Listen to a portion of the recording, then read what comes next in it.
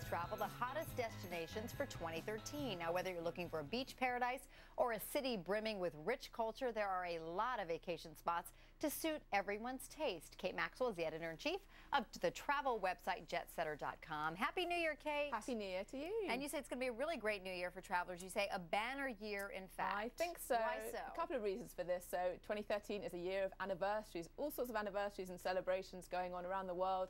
That means it's a great time to visit places that are celebrating. And also some places that we've kept our eye on for a few years are kind of coming of age. It's a great time to visit them, and they're still up and coming. And when a destination is up and coming, generally means it's a bit more affordable. Good deal for you. All right, before we get to some of those destinations, you say there are some big trends as well that you're seeing in 2013 already.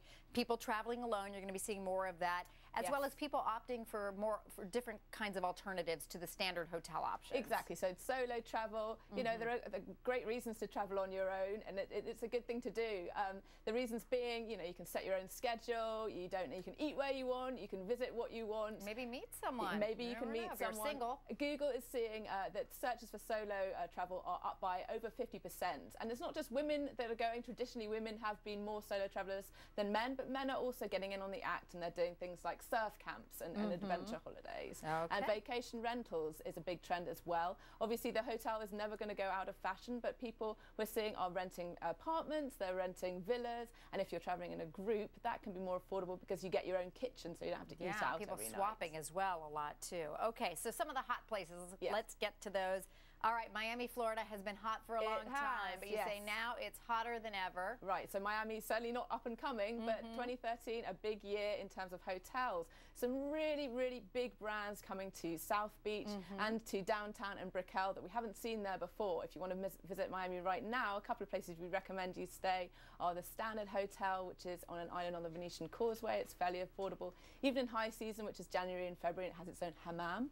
And there's a new hotel called the James Royal Palm, which is on South Beach, and it's a 1939 Art Deco hotel that's been completely redone. And it's a great vacation destination for the whole family. It really is. Whether you want romance or family travel or to take your mum and dad, there's a hotel for everyone. Okay, next destination, and this is kind of a new one. You say Birmingham, Alabama. Right. High on your list, obviously because of its rich history, but you say a lot more going on there. So Birmingham, Alabama was one of the centers of the civil rights movement, and that happened 50 years ago in 2013, and they're marking that with lots of exhibitions. We have some pictures from the Birmingham Civil Rights Institute exhibition. There's a production of To Kill a Mockingbird. It's a really, really interesting city, and again, to take the kids, it's affordable. We compared hotel prices with neighboring cities. We found them to be about half price. You can get a decent hotel room for about $100 a night. Okay, another place that, you know, a lot of people don't typically think to go on vacation there is Pittsburgh, Pennsylvania. Right, Steel City. So this is really making a comeback. Right, well, in the travel industry, we're always looking for the hot new American city, and I think Portland, Oregon has had that crown for a few years, and we think that Pittsburgh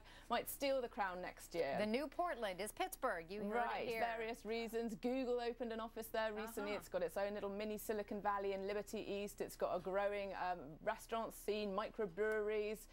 Again, you know, affordable, definitely worth a look. Great. Okay, now for overseas travel, Marseille in France, another hot destination. Right, so great port city. Exactly. It's the second biggest city in France. It's on the southeast coast. It has something like 300 days of sunshine a year, and it's the European City of Culture 2013. So there's new museums, celebrations starting on January the 12th, and it's much, much cheaper than Paris. Paris is not a cheap city by any means, but if you want a taste of France and some fantastic seafood, try Marseille instead. More of that south of France flavor. Also, while in Europe, Croatia, you say, continues to emerge as a sought-after tourist destination. Yes, it's joining the European Union in 2013, so another reason to go. It's got 3,500 miles of coastline, over 1,200 islands.